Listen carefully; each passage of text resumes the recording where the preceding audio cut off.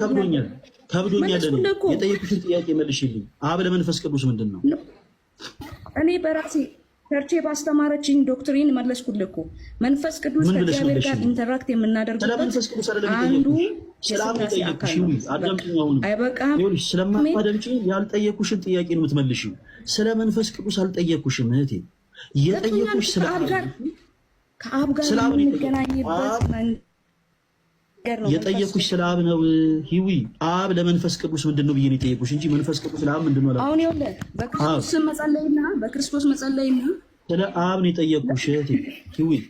ፈለገ አብ ለመንፈስ ቅዱስ በቃ አንተ አሁን ይኸውልህ በክርስቶስ ኢየሱስ ስም የመጸለይ ችግር የጠየኩሽን በመጀመሪያ መልሽልኝ። ይሄ ምን እንደሆነ ታውቃለህ? ክርስቶስ መካድ ማለት ነው። በአደባባይ የካድከው ነው። ማይክሽ የሚታርግበት ነው። በቃ ማይክሽ የሚታርግ መንፈስ ቅዱስ አንዱ ከእግዚአብሔር ጋር ኮሚኒኬት የምናደርግበት መንገድ ነው።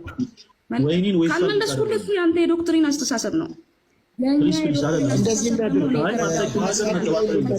መጽሐፍ ቅዱስ ላይ እንነጋገር። አንደኛ ተከባብረን እናውራ። ሁለተኛ ነገር ሀሳቡ ላይ እሷ ምን አለች?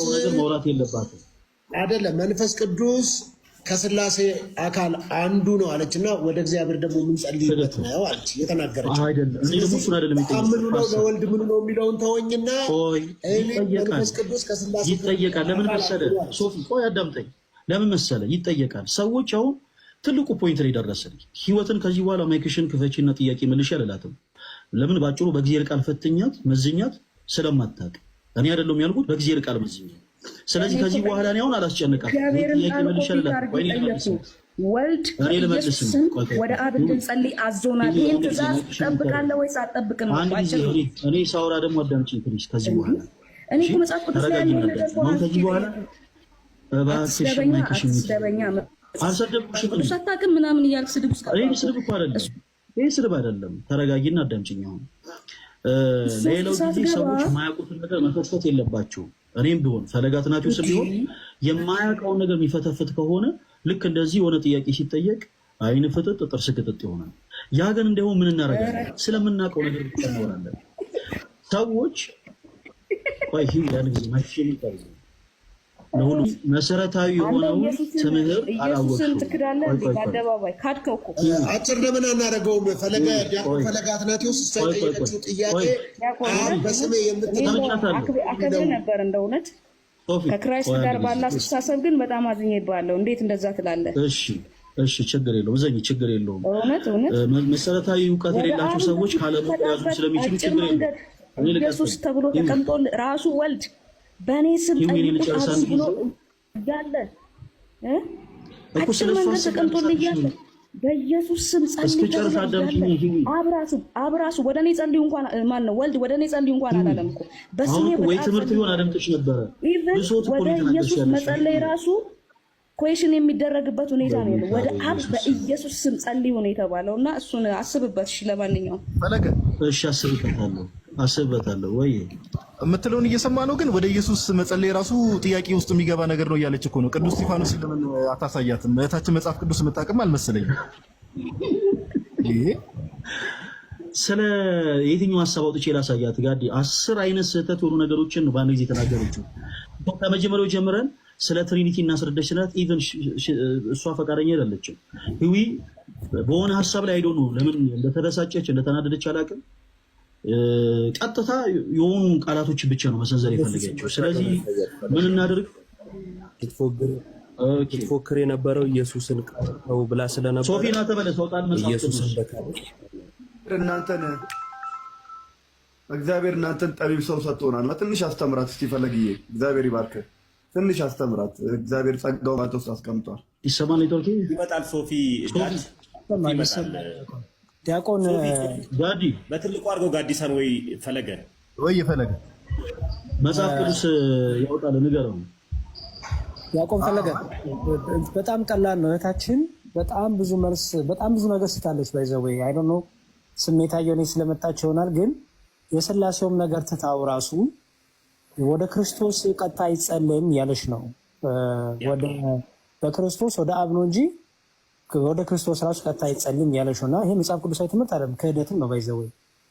እና እሱ በጣም በቂ ማስረጃዎች ስላሉ እሱን ልንሰጣት እንችላለን። ቱ ቢ ኦነስት ሮንግ የሆነ ኢንፎርሜሽን ስላላት ሰው የሚሰማው ነገር ሮንግ እንዳይመስል እሱን አሁን መጽሐፍ ቅዱስ ያልከውን ፓርት አንሳልኝና በዛ እየተማመነ የሚሄድ አስፈላጊ ከሆነ እሺ። አሁን ረጋ ብለሽ አዳምጪኝ። አንዳችሁ ወይ ዮባ ወይ ጋዲሳ ይቀጥሉ። እኔ ወልድ ጥሩ እሺ፣ አንዳችን እንቀጥላለን። ጋራ ችግር የለም። እህታችን ሜቢ ይሰማል። ላይፍ የሚል ዩዘር ነኝ። በጣም ይቅርታ ነው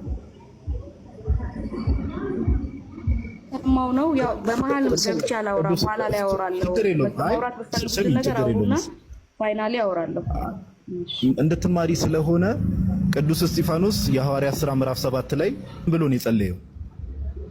ያው ያሬዶን በትልቅ አድርገው ነው ያሬዶ የሐዋርያት ሥራ ምዕራፍ 7 ከቁጥር 55 ጀምሮ ሶፊ ያሬድ በትልቁ አድርገው እንደዚህ ይላል። ተንበርክኮም ጌታ ሆይ ይህን ኃጢአት አትቁጠርባቸው ብሎ በታላቅ ድምፅ ጮሆ ታርግና ከእንደገና አይሰማም። አሁንስ አይሰማም? እስኪ አሁንስ ታች ላይ ሁሉም አይሰማም እያለ አሁን ይሰማል። ቀጥል።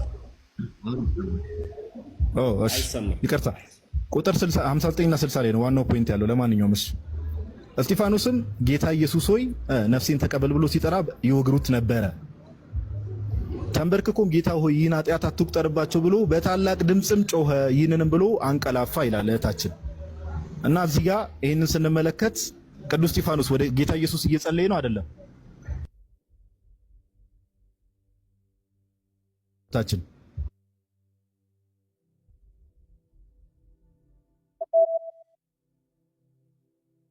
በስሜ ቢለምን ያለችው አብን በስሜ ብትለምኑት ነው ያለችው እንጂ ወደሱ መጸለይ።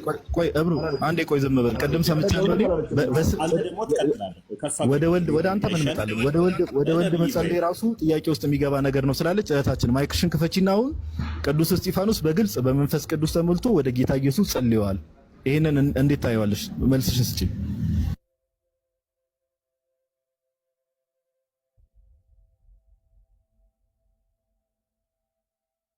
አብቀኝ ቆሞ ክርስቶስ ሲቀበለውና ክርስቶስን ደግሞ ነፍሴን ተቀበላት ብሎ ሲለው ነው የምናየው እንጂ የጸሎትን ፎርማሊቲ ባሟላ መልኩ ወደ አብ እየጸለየ አልነበረም። ጸሎትን ይህን ኃጢአት አትቁጠርባቸው ብሎ ግልጽ የሆነ በሚወገርበት ወቅት ክርስቶስ ቆሞ ሲቀበለው ነበር አይደለ?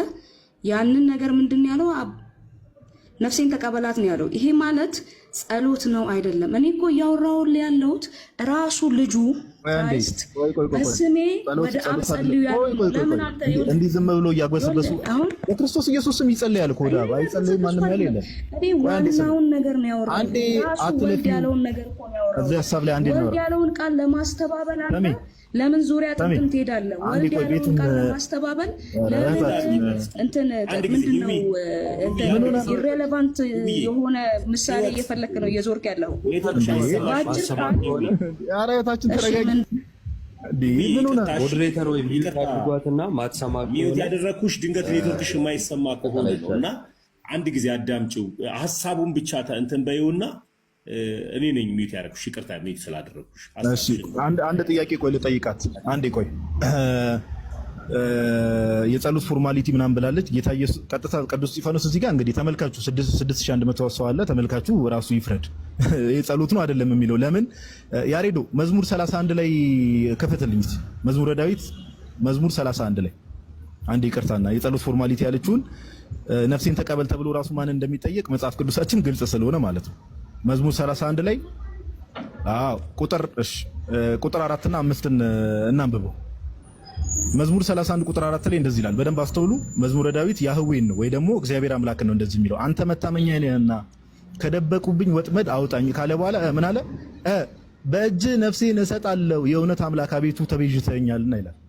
ኦኬ ዳዊት ማንን ነው እያለ ያለው? በእጅ ነፍሴን እሰጣለሁ። ማንን ነው እያለ ያለው? ያህዌን ነው እያለ ያለው። ባይዘው እግዚአብሔር አምላክን ያህዌን።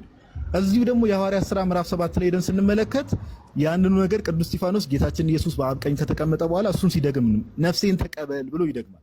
ኦኬ ነፍሴን ተቀበል ማንን ነው እያለ ያለው? ጌታችን ኢየሱስን። አሁን እህታችን አንድ ልክ ያለውን የተናገረችው ነገር አለ። በቤተ ክርስቲያናችን በክርስቶስ ኢየሱስ ስም ወደ አብ አይጸለይም አልተባለም። ይጸለያል። ማን ያለው? ይጸለያል። እንደ ቅዳሴያችንን እኮ መመልከት በቂ ነው። በክርስቶስ ኢየሱስ ስም ወደ አብ ይጸለያል አይጸለይም አልተባለም። ይሄ የቤተክርስቲያናችን ትምህርት ነው። ነገር ግን ወደ ኢየሱስ ክርስቶስ አይጸለይም፣ ወደ ወልድ መጸለይ ልክ አይደለም፣ የጸሎት ፎርማሊቲ አይደለም ያለችው ነገር በፍጹም ስህተት ነው። እህታችን መስቀል ላይ ጌታችን ኢየሱስ ሆኖ አባቱ ይህን ኃጢአት ይህንን በደል አትቁጠርባቸው ወይ ደግሞ ይህን ኃጢአት አታስብባቸው ብሏል አይደል?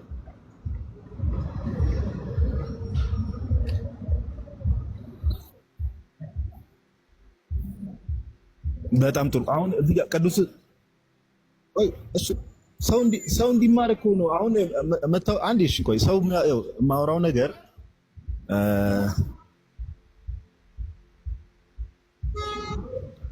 መሀል ላይ የገባውብሽ ሳይሆን ሰው እንዲማር ነው። አሁን ሰው እንዲማር ነው እኮ እህታችን። አሁን የመጨቃጨቅ ጉዳይ ሳይሆን አሁን የኔ ጥያቄ እሺ ቅዱስ እስጢፋኖስ ጌታ ኢየሱስ ሆይ ይህን ኃጢአት አትቁጠርባቸው ሲል ጸሎት እየጸለየ ነው አይደለም?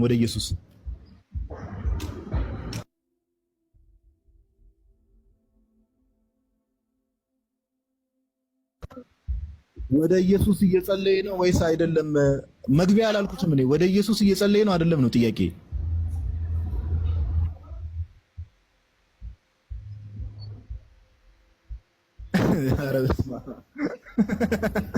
አይ በቃ ቀጥሉ። ያሬዶ አንዳችሁ ቀጥሉ። እቺ ዝም ብላ ትክክለኛ ስሜ ያው ዮናስ ነው። ኦኬ ፕሮፌት ዮናስ ከየት ቤተ እምነት ነው የመጡት ፕሮፌት? ጴንጤ። ኦኬ እሺ ከጴንጤ ምን ሊሉን ነበረ ገስ የላኩልን ፕሮፌት?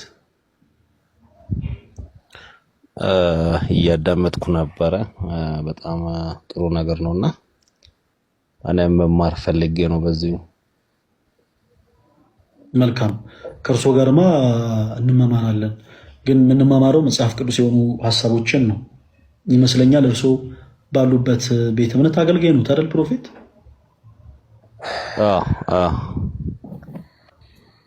መልካም እሺ፣ ደስ ይለናል። ቁጭ ብለው ይማሩ ፕሮፌት። ስለመጡ በጣም እናመሰግናለን። ጊዜ ላይ ያክብርልን። ምን ላይ ሞር ትኩረት እንደሚያደርግ ባቀ ደስ ይለኛል። ያው ለመከታተል ማወቅ የምፈልጋቸው ነገር ስላሉ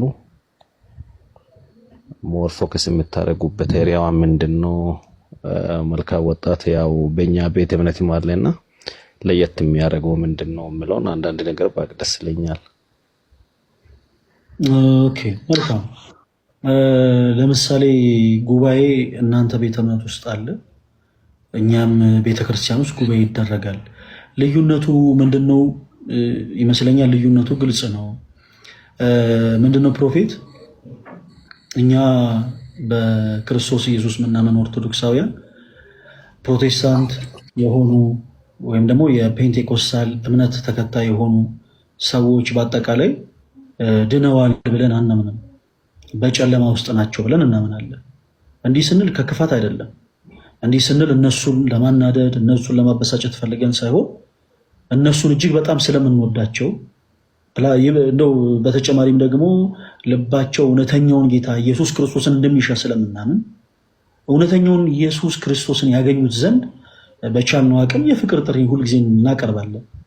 ለምሳሌ አንድ ፕሮቴስታንት የሆነ ሰው በአደባባይ ወጥቶ ኢየሱስ ይወዳችኋል ብሎ የሚጮህ መቼም ኦርቶዶክስ የሆኑ ሰዎችን ጠልቶ አይደለም፣ እርሱ የገባውን እውነት ሌሎች ሰዎች እንዲያውቁ ነው።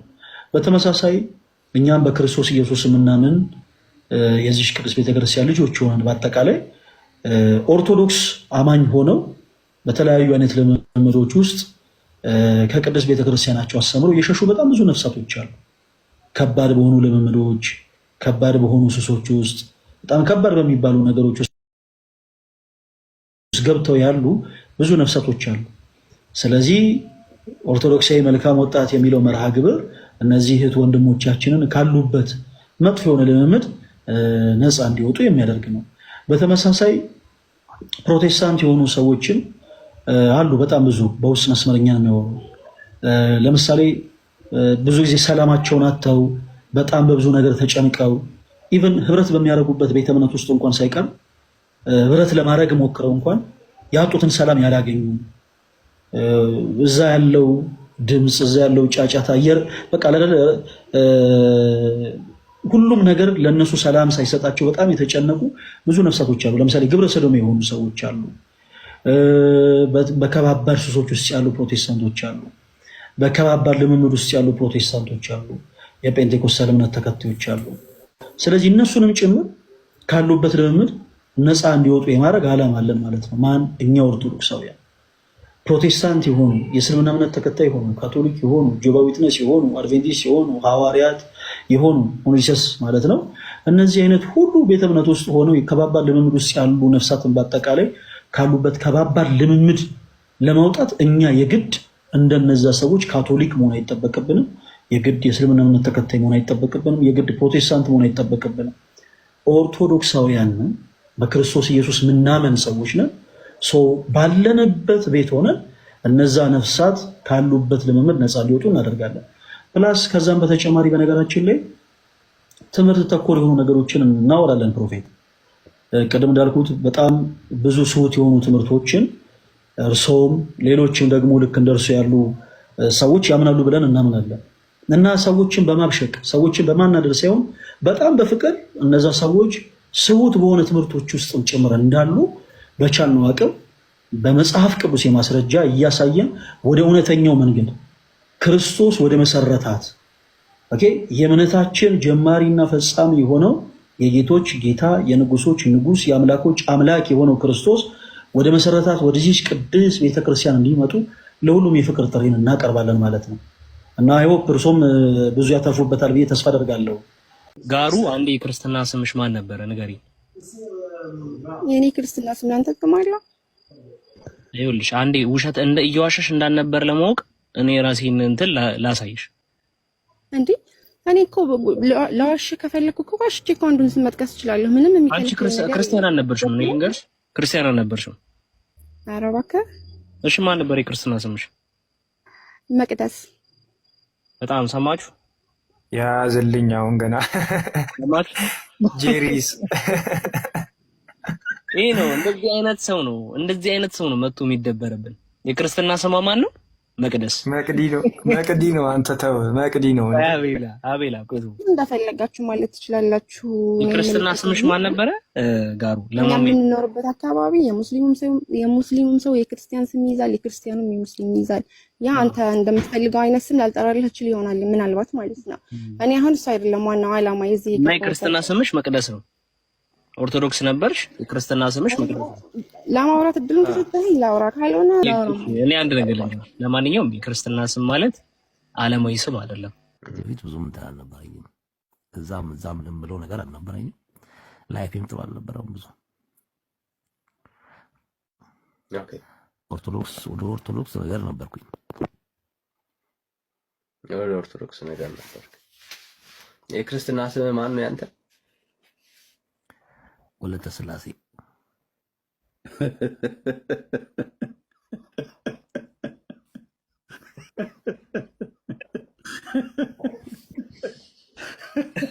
ዳንዬ ሴት ነህ እንደምታወራ ሰው ወለተ። ኦ ማይ ጋድ ጊዜው ጾታውን ሁሉ ካደው እኮ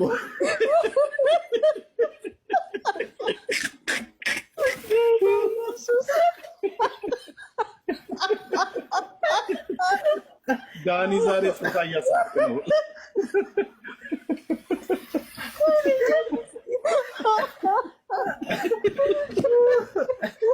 ለጊዜው ተደገመ።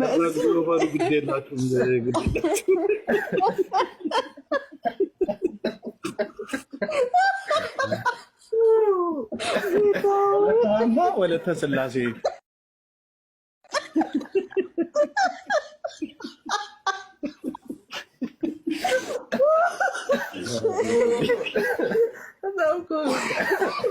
እነዚህ ሰዎች ትንሽ ዛሬ ትምህርት ብቻ ሳይሆን ጾታ ሁሉ ነው እያስካክ ያለው።